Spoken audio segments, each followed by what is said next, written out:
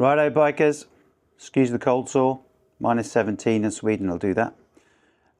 Right, today is an interesting day. I've decided to put some bash plates, crash plates, whatever you call them, on my bike because of the lack of BMW crash bars. They are pretty cool. They look like this. Now, a friend of ours fell over the other day, dropped the bike. She had these on. She only damaged the bash plate and this here.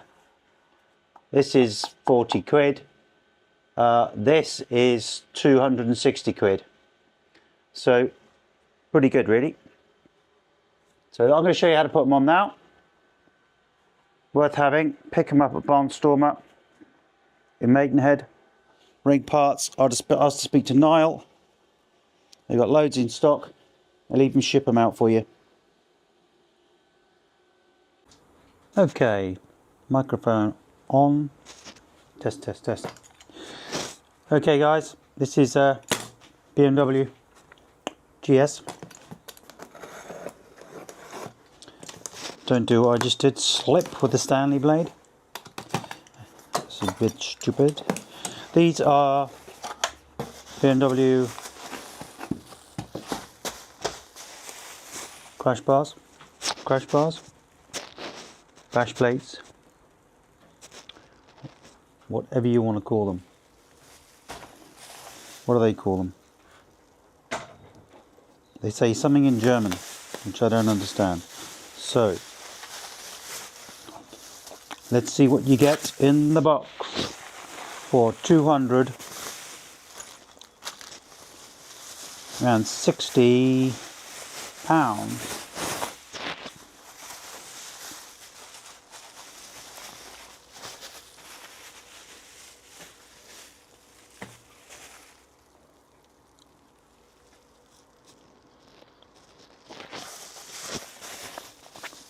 Here we go, £260 coming out of the bag.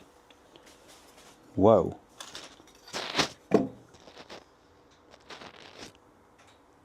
That is gorgeous. Do you know what's really cool about it? It's got a rubber back which is going to stop any damage to the cylinder. You might get a bit of damage on this, but it'll stop it. And it will look bloody cool. And obviously you get two, one for each side. Here's the other one. There's the pack of bolts. So let's figure out how to fit these babies. Look at the engineering that's gone into that for £260. Love it. Okay, let's fit. You know what pisses me off? You get out to your garage, you break everything out, you go to fit, and it says the workshop installation instructions are available for full download ASAP. Web portal, further information. Fuck that.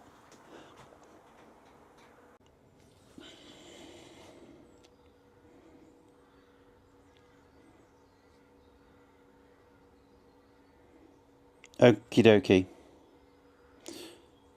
These are really easy to fit. That's the plate.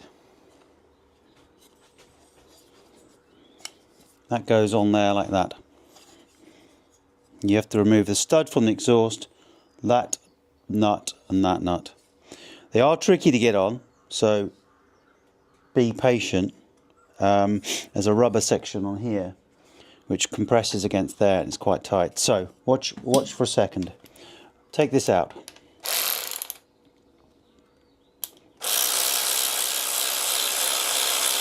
No oil will come out of there, okay? Don't panic. This comes with it. As you can see, it's got a head on it, so it can take a screw. Pop that in. Make sure you line this up absolutely perfectly.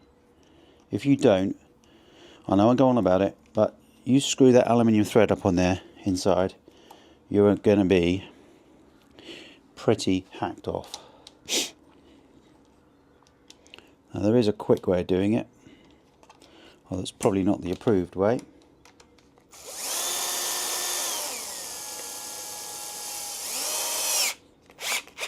Nip it up like that. Pop that out. And this is to be done up to 10 newtons. Now I will torque that up later. Okay, I've taken the stud off the bottom. Get the bash plate.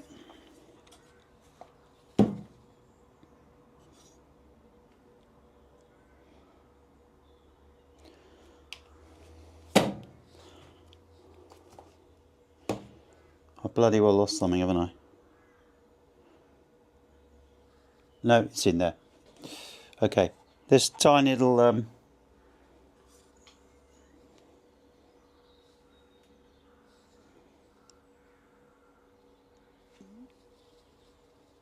pops in there like that.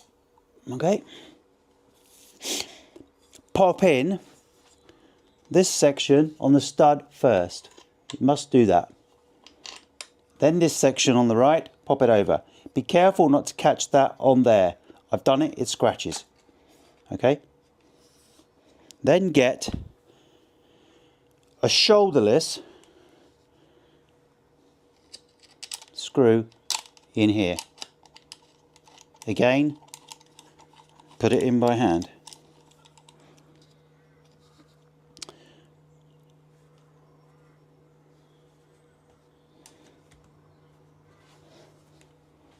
Make sure you've got the stud on there, and this is really tricky to line up. Okay, really tricky. Now, I don't care what they say at BMW, it's bloody hard. So, my solution was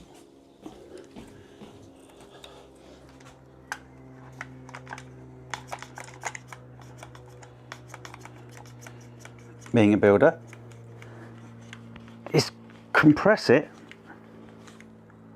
with a clamp and get the screw in. Okay, and then I'm just using this, I'm not torquing it with these, and then underneath the stud, pop the clamp off. Now that may not be the approved way, and I went into BMW yesterday and he showed me how to fit them. Really nice guy, but he struggled with it, and to me, why struggle? If you've got a padded clamp, use it and they'll fall on.